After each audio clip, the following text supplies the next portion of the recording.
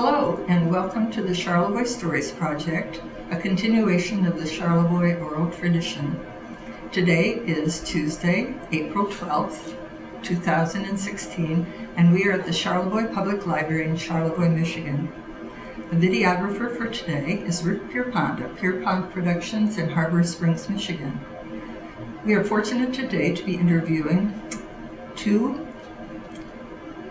members of our community who are long-standing members and own the oldest family-run business in the city of Charlevoix, John and Lonnie Ochs. We're anxious to hear all about how it all started back in, I believe, 1914. John and Lonnie, apparently your family has been part of this drugstore tradition in Charlevoix for about 102 of the 118 years. There's been a drugstore in Charlevoix. And I know at certain times there were a couple of other ones, but let's just talk about being the third generation of Ochs. That's a long history. And I think that you said it started in about 1914 with your grandfather. My grandfather, Harley, came here from Roscommon. He took a train from Roscommon to Boyne City and a steamboat from Boyne City to Charlevoix. And at that time, he was a pharmacist apprentice and began working for the gentleman named B.A. Herman. And worked for him, ended up buying the business from him in 1929. In the meantime, he had gone down to Ferris and finished his education, all of 2 years at that point, to become a pharmacist. So B.A. Herman had the original store. Was it in that location? It was on that location. Bridget Actually, Clinton? originally a man named Chapel owned it, and I believe he sold it to B.A. Herman. Okay. So it was 1897 that Mr. Chapel rebuilt the Noble Hotel after a fire. Oh, okay. So in 1929 is when Harley bought the business. Yes. And it was Depression time. Why don't you tell me a little bit about that? Well, it wasn't the best time to buy a business because the Depression started shortly after. He made it through the Depression, never went bankrupt. Might have taken chickens, milk, meat. Bartering. Yeah, there was some bartering going on. Uh-huh. So. And the war, World War II, was going on, is that right? I mean, Well, that started in 1941. 41, okay, so some years later, and he had two sons, right? My dad, Frank, and my uncle, Bill, James William. Okay. Dad served in the Navy. Uncle Bill served in the Army. Okay. Dad was a pharmacist mate at a hospital in Scotland for most of the war. Uncle Bill was in the infantry. He landed on Omaha Beach after D-Day, and then ended up in the Battle of the Bulge. If I might just say something else about Uncle Bill at this time. Yes. When he entered the military, he was trained to be a photographer for the military. And he really enjoyed that. And even today, if you go around Charlevoix, you will see a number of his pictures that he took in the hotels, in the Historical Society, on some postcards that we still have at the drugstore. Okay. Did he use his photography skills when he was in the war? Did he take war pictures as well? He was trained to, but I can't, do you recall exactly why that changed? I don't know why. Or maybe it's just military?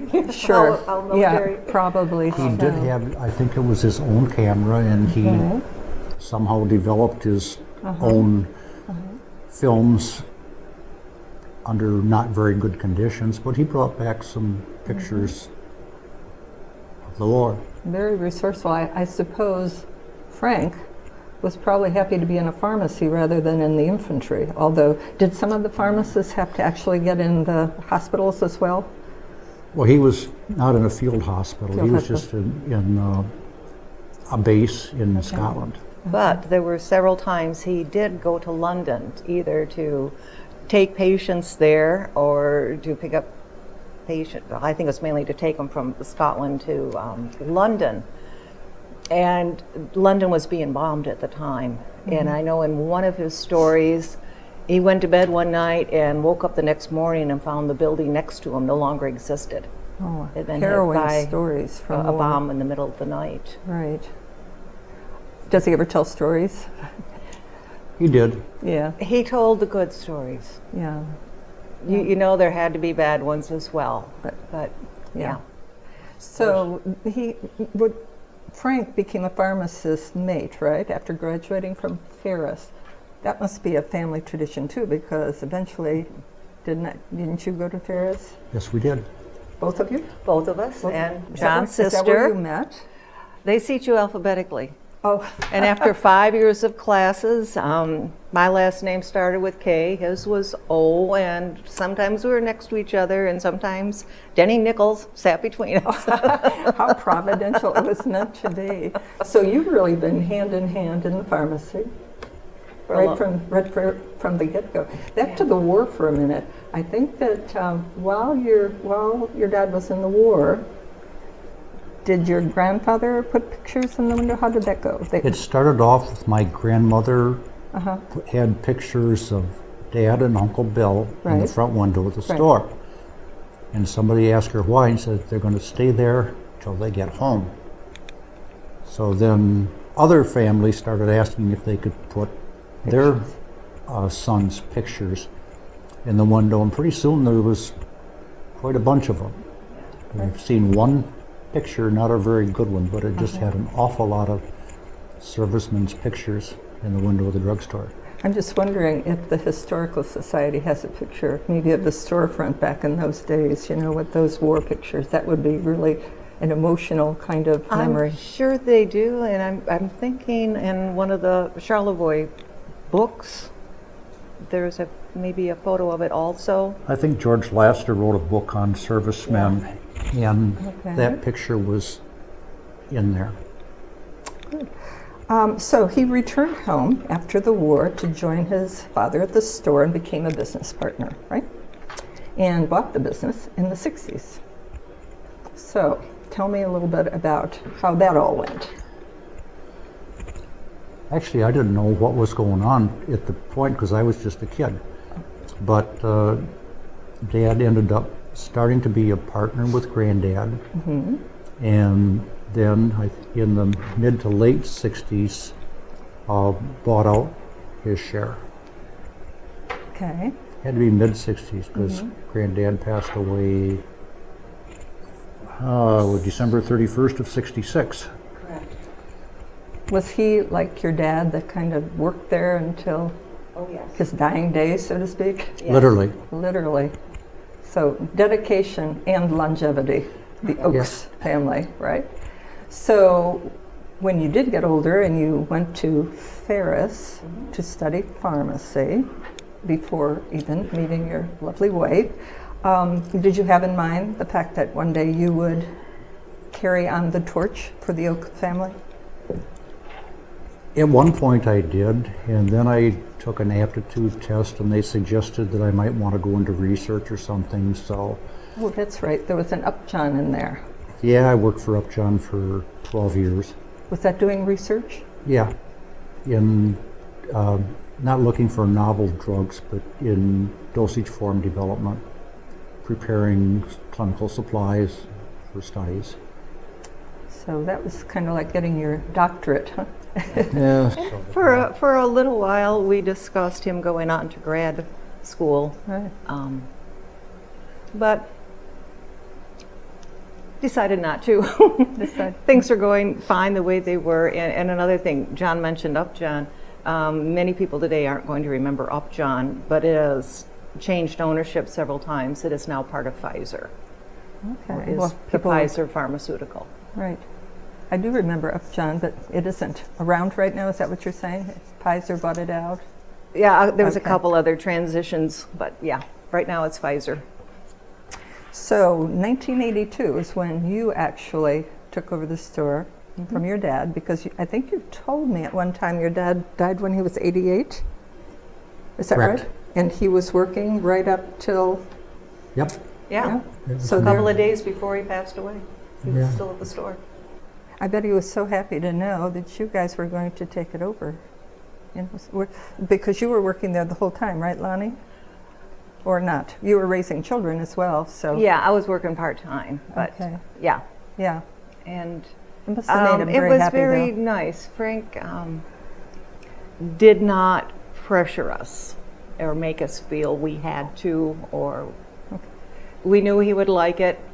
We knew if we decided not to take it over, that was okay too. It was very nice that he really cared about what we wanted Right. and didn't pressure us at all. So this was completely something you wanted to do. You had felt part of Charlevoix. We had talked about it for a long time. Right. Dad called up when we were still in Kalamazoo. He called up one night and said, if you want to take over the store, you probably ought to do it fairly soon. So that got us going. Okay. So had you been living then in Kalamazoo? Yes. And that's when you were working in For your Upjohn. research? Okay. So you moved back here about 1982, is that? Yep. And established yourself here and have been here ever since? Yes, we have. On the corner. But at one point, I think you had another store. Was it the one that Jim Williams? What did Jim Williams Pharmacy have to do with yours? Is that Okay, that was, his was Dockside Pharmacy Okay. where Subway is now. Right. And when they built the Kmart Plaza, we were approached to put a pharmacy on by the landlord. And at that point, he said, if you don't do it, we'll probably have Walgreens come in. Okay. So we decided we'd give it a try. They were going to have a grocery store right next to it. That didn't last very long, so there went the anchor, and it was a failed experiment. How long did it go on? 5 years maybe? Let's say 5-6 years. Yeah, the grocery store was only open for like 8 months. And that's sort of where Kmart would be? The other side. There's The grocery store is where the Farm and Home is now. Oh, okay. And you were right And the next. store was where the physical fitness, All right. It was called what? The Commons Apothecary? Is that That's what what- they call it? Charlevoix Commons. the little plaza area was called Charlevoix Commons on all the paperwork and everything. So we just called it Charlevoix Commons Apothecary. So now you've moved downtown where you've been ever since. And I think that in this age, when the big chains are trying to force out the little people, if you will, or the private owners, what's your philosophy about that? What has it been? well, my philosophy has been try to find somebody, perhaps a young pharmacist that's tired of working in a chain or something, who would like to buy the store and keep it as a pharmacy in downtown Charlevoix. Well, you're talking sort of a passing the torch. And I know that you have 2 sons. So tell me about your sons, because it seems like they're not in the pharmaceutical business. That's correct. One's a teacher and one's in construction, woodworking. Trained as a naval architect, but he's using his engineering background in his other work. Okay, and your other son? Teacher. He teaches over in Petoskey, and I'm going to put in right now that he's in charge or whatever, leads their robotics team. And Very renowned robotics team up there. yeah. And he loves doing that. Good for and him. that's where he should be, and that's good. Did the boys ever work in your store? Yes. That was one of That's one of the reasons they didn't want to go into it. Huh? They knew all of the ins and outs. Like and, teachers' you know, kids don't want to. Yeah, they really don't know what they're getting into in other professions because they haven't seen it from all aspects. But the pharmacy they saw from all sides. And you were mentioning the chains. Our philosophy more is that we are part of this community. They're our neighbors, our friends, our relatives, and we want to keep it personal, try to meet needs that people have that the big chains either don't or can't because of the bureaucracy. So that's And our I think, goal. And that is the feeling you get. I've been going there for so many years, but you go in there and you too are behind the counter. You're the face of the store. You're always there. People can depend on the fact if they have a question. I don't know how many times I've asked you questions. So what do you think? Should I take this for a cold or that for this? And you know, I always look at pharmacists as doctors because I figure you have enough medical training to actually be helpful to people along those lines. Not to try to diagnose, I don't mean that, but I mean to, or even prescribe it, just to recommend. To ask questions and help make a decision that's a good decision. I think that that's a very important service. Always happy to have people ask questions. Yes, absolutely. Now tell me about some of your community and you said you're part of a larger group, a larger confederation of pharmacists, is that correct? Like most professions, we have a national organization and we have a state organization. John and I have both been active at the state level. John, much more than I. He was on the board and even served as the president of our state association. That was, what, like 2000? 1998, I was president. Okay, that's close. Well, that's a pretty impressive, thing to have in a plaque on the wall, if you will. I don't know if they give you plaques, but at least it's a recognition, well deserved. Since you brought that up, they gave us this beautiful container. It's a blue and white container, and it's on the counter at the pharmacy, and people notice it, and they wonder if it's an urn for your ashes. Well, I hope you haven't thought ahead to that, but it's not a bad thought, is it? Anyway, I'm sorry. That's good. You have to have the humor behind it. Oh, yeah. Does it make you sad at all that the boys didn't have any interest at all in going into the pharmacy after knowing you're the third generation? For me, Not really. I'm glad right now they are happy with their choices, and that's more important to me than coercing them or guilt tripping them or whatever into becoming pharmacists. And like you said, your dad never hoodwinked you into following his path as well. Right. So that's a very generous thing to do, I think, for your kids. But you said there were other members of your family that are pharmacists as well. Well, my sister's a pharmacist. Where is she a pharmacist? She's in Kalamazoo. Okay. Recently I think- retired. She sort of followed me down and got a job with one of my fraternity brothers who was whose father had a store in Kalamazoo. Met her husband there, and he ended up working for Upjohn and retiring from Upjohn. Okay. Their son went into pharmacy.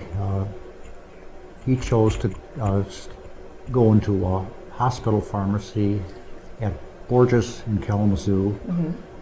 He married one of his pharmacy classmates, and she's in The beat goes long-term on. care down there, and neither of them really have any interest in community pharmacy. They're very happy. Doing what they're doing. So I was wondering, because of all of the relatives, and I thought, well, maybe there's one of those little nephews or nieces out there who still might get the bug as you're putting out, looking for maybe someone who has the dedication, really, to want to do a community kind of pharmacy. Because it is a whole different thing. It's customer service, right? A friendly face. Yeah, it's small. You wear most of the hats. Shovel the sidewalk. Change the light bulbs. Do most of the bookkeeping. It's Right. it's all of it. How was it different in the store? Was there anything different about the physical makeup of the store when you first started, or when your dad first started? Then now, Yeah, I Well- mean, I know like at where Subway is, where Jim Williams was, there was a soda fountain. Did you was there anything different in your store? Well, Than you've is seen the now. picture of the front window with all the servicemen. Right. That was a totally different building. Oh, okay. It was a 3-story building. Uh-huh. It was torn down in 1957. It was kind of served its purpose, let's say. Okay. And the present building was built. And that whole process, I think, took, demolition till the time we moved back in took about 3 months. Okay. So it was a fresh start. Yep. Yeah, some nostalgia always in saying goodbye to an old building, right? As we see in. I can sort of remember it. I was only 11, 12 years old at the time. Right, right. With The old store did have the soda fountain. Oh, did it? The new store did not. Okay. I kind of miss those soda fountains. It's kind of Yeah. while you're waiting for your prescription. Yeah. Yeah. Right. Well, thank you. Is there anything else you'd like to kind of remember back on, or I think we've hit a lot of the main things that make it a really special place in Charlevoix. I just wish there was more year-round local businesses downtown again. That's for sure. That has really changed Yeah. in my lifetime. Yes. Even since we moved here in 71, so that's 40 years. And again, the same thing. So many of them have moved away. What do you think is the answer to that? I don't know. I really don't know. Just kind of a changing society, maybe. That, Yeah. although with the resurgence of like bookstores and small businesses like that, maybe there'll be a swing to the pendulum. I hope so. Hopefully. Yeah, I hope people just keep trying. If enough people, try to have a business and do their research, some of them are going to succeed, and then we'd have more businesses downtown. And also to continue at the city level, and like the Downtown Development Authority, trying to come up with ideas. And Main Street. And Main Street, definitely. Have you participated in the Main Street project? Not personally. It usually meets during working hours, but Right. I've had Cheryl, our front-end manager, has gone to most of the meetings that Right. pertain to Right. the businesses. One thing we didn't touch on is your long-time employees, too. I Oh, know that yes. Jeannie Eaton, of course, is one of them, Yeah. and maybe you had others that you would like to even remember. And anybody watching this video will remember her as Jeannie Bergman. Okay. Even though she has been married for And we had 40, Elaine 45 years. Smith that must have worked there for close to 50 years. Yeah, she took time off for her children and for a while lived in Reed City, but she would come back. Ella Ingalls had worked there at the store. I think she was over 25 years. And presently, Jeannie worked at Dockside, and when they closed, she worked for us, and she's been working for us ever since. She also is sort of a friendly face that Oh, you yes. always Yes. meet when you go in Yes. there. You two and Jeannie, Yeah. you just have that good feeling when you And walk in. She's Liz- doing UPS, right? Yeah, and Liz, our pharmacy technician, she's been there, 8 or 10 years, I think. I think it's close to 10 years now. I was just thinking of that. Right. Did you give like a lot of summer help opportunities to the kids in town, or wasn't there We have room over for the years, that? yeah. Yes. Yeah, Which is also usually we hire 1 to 2 additional people during the summertime. okay. So no definite plans on when you're going to retire. Are you sort of just in the back of your mind looking for that perfect person, perhaps? We've been looking for that perfect person for a few years, and we've let like Ferris know, because Okay. sometimes they get the students that know they want to have a community pharmacy. And So if- they're keeping an eye out there for us too. And That would be it's- sort of it's- perfect, because if not Yeah. the Ochs family, then at least, Yeah. Ferris tradition. So yeah, we're still at the store for I don't know how long, quite a while. Good. And we're just in the back working on keeping it a local pharmacy. And And being those friendly faces. Thank you Yeah. for doing that. Well, I certainly like the water. I like to fish and hunt and sail. And he was born here. Yeah, A real native. yeah. I think it's in their blood when they're born here. Just many of them come back. Very high percentage. Where were you born, Lonnie? Grand Rapids. Grand Rapids. Okay. When we first moved up here in the 80s, it was quite a transition, going from Grand Rapids and Kalamazoo up to Charlevoix. Took a little bit getting used to, but I really enjoyed it. One thing, I felt my children were very safe. Kalamazoo was growing and had certain areas that there was difficulties, and we'd had some difficulties with the school system down there, and up here, things family-wise for the children, I was very happy we had moved up here. But I also, it's going to sound kind of funny, but what I like in the wintertime is the snow stays white. That's Being in the city, especially at Grand Rapids, there was smoke and soot coming out of the chimneys, and within a half an hour, it'd be all gray, black stuff on top of your white snow. Up here, it's white snow. Sometimes And it's wait that's a little too wonderful. long, isn't it? Well, yeah. Like now. But yeah, and I enjoy the weather and the lakes. The lakes are fabulous, and the people. I enjoy the people here too. I've met a lot of very wonderful and interesting people, very supportive people. And you're recognized as a person. The first year we were here, Tom and a friend decided to skip school one day. And I don't know how many people Oh, told us yeah.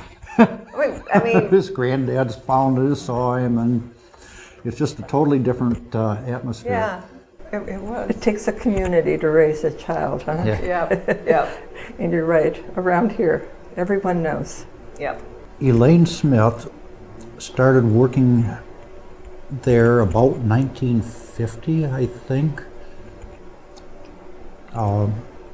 One of the teachers in the high school says, "Go down and talk to Harley Ochs." Why? Well, you want a job, don't you? And she worked with us. She has had over 50 years in before she finally retired. My dad had 75 years. Okay. He started working when he was 13. It was okay then. It was okay. People did. And I'm going to take a little different path than actually somebody I physically worked with. I'm going to bring up the fact that here I am part of an organization called Santa, and that did not exist down in the Kalamazoo area. And it's an international organization of women trying to improve the status of women. And I have just met so many wonderful people in that organization who feel many things involving women are wrong, that we're abused more, lower pay, the whole gamut, and really dedicated to doing what we can to improve that situation, to improve lives. I like Santa's effort to help young women, especially girls, even teenagers, have a better self-image of themselves. I think you sponsor some. We do things each for fall. We have a Saturday for middle school girls where they get together and they're taught self-esteem, problem solving, and they have a great time. We have some scholarships through the Women Resource Center for single moms going back to school. No strings attached to them because we know they need gas money, babysitter money, etc. And we work closely with the United Nations on the international level because there's just so many issues, and the UN is so organized on what they're going to do and how they're going to do it. The organization has we have consultative status in the United Nations, which is very rare for a non-government organization, and we have input in helping put together women's programs throughout the world. What advice would you have to a young woman, and then I'll ask you about young men, going into the pharmaceutical profession? Actually, the majority of pharmacists now are women. Interestingly enough, Yeah. why is that, do you think? Originally, like when John's father and grandfather had the store, they would get cases of magazines. They would be open from 7 in the morning until 11 at night. There was a lot of heavy lifting, long hours, and even until like World War II or after, if a woman became married, she was no longer allowed to work anywhere. So mainly like in the 60s, we started getting more women. And now it's very nice because there's the opportunities like the long-term care, where our daughter, our niece, can do some of the work from home and be with her son. And it's Good a profession. good woman's position, yeah. Okay. And what about you, John, as far as inspiring young men to go into pharmacy? I think it's a great profession. I think you have to want to like people and help people. Science and math aptitude helps a lot. But It's I find it evolving. very satisfying. It's evolving at a tremendous rate. Just the other day, it made the news that California, now the pharmacists can prescribe birth control pills. And California is also working on pharmacists being able to prescribe medications for people traveling. Oregon already has the birth control ability, and there's 5 other states. But pharmacists are becoming more active in all aspects of healthcare now. And What that's better good. physician assistant than a pharmacist? Right. Right? Yeah. So kind of the sky's the limit out there, and what pharmacist is going to be able to do in the future. And like you said, there's different aspects, not necessarily the small hometown pharmacy, but Right. there's many different aspects Oh, to yeah. follow, from pharmaceutical companies to hospitals, Government government. on many of the boards and places, they do have pharmacists, Public health service, definitely. all the armed services use them. Right. So there's really quite a spectrum of choices for a young person choosing pharmacy. Thank you for being here today with us.